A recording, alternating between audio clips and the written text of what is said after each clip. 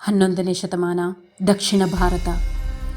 ಆಗ ತಾನೇ ಕೊಪ್ಪಂ ಕದನ ಮುಗಿದು ಚಾಳುಕ್ಯರು ಚೋಳರಲ್ಲಿ ಯಾರಿಗೂ ಸ್ಪಷ್ಟ ವಿಜಯ ಸಿಗದೆ ತಮಗೆ ತಾವೇ ವಿಜಯಗಳೆಂದು ಘೋಷಿಸಿಕೊಂಡರು. ಅವರಿಬ್ಬರ ಆಸೆ ಇದ್ದಿದ್ದು ಒಂದೇ, ಗಂಗವಾಡಿ. ಇಂದಿನ ಮೈಸೂರು, ಬೆಂಗಳೂರು, ಮಂಡ್ಯ ಪ್ರಾಂತ್ಯಗಳನ್ನು ಒಳಗೊಂಡಂತಹ ದಕ್ಷಿಣ ಕರ್ನಾಟಕದ ಅತ್ಯಂತ ಫಲವತ್ತಾದ ನೆಲ. ರಾಜರಾಜ ಚೋಳ, ರಾಜೇಂದ್ರ ಚೋಳರ ಕಾಲದಿಂದಲೂ ಈ ಪ್ರದೇಶದಲ್ಲಿ ಚೋಳರ ಆಳ್ವಿಕೆ ಇತ್ತು. ಯುದ್ಧದ ನಂತರ ಅರ್ಧ ಭಾಗ ಚೋಳರಲ್ಲಿಯೇ ಉಳಿಯಿತಾದರೂ ಚಾಳುಕ್ಯರು ಸಹ ತಮ್ಮ ರಾಜ್ಯಪಾಲನನ್ನು ಇಲ್ಲಿ ನೇಮಿಸಿದರು.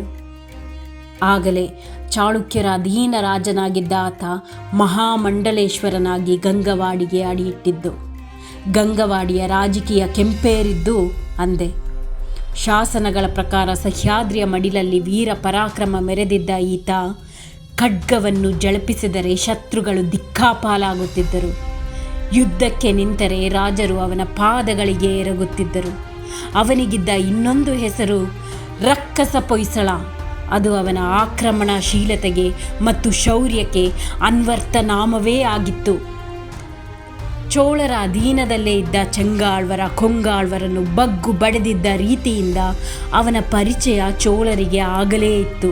ಮೊದಲ ಬಾರಿಗೆ ಗಂಗವಾಡಿಯ ಸಂಪೂರ್ಣ ಅಧಿಕಾರವನ್ನು ಮರುಪಡೆಯೋ ಕನಸಿನ ಬಗ್ಗೆ ಅವರಿಗೆ ಸಂಶಯ ಬಂತು.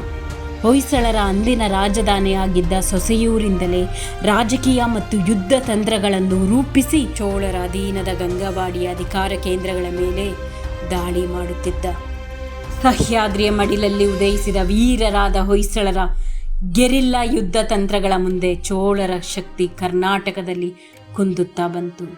ಕೊನೆಗೆ ತಲಕಾಡಿನ ಕದನದಲ್ಲಿ ಸೋಲೊಪ್ಪಿದ ಚೋಳರು ಗಂಗವಾಡಿಯನ್ನು ಕಳೆದುಕೊಂಡರು.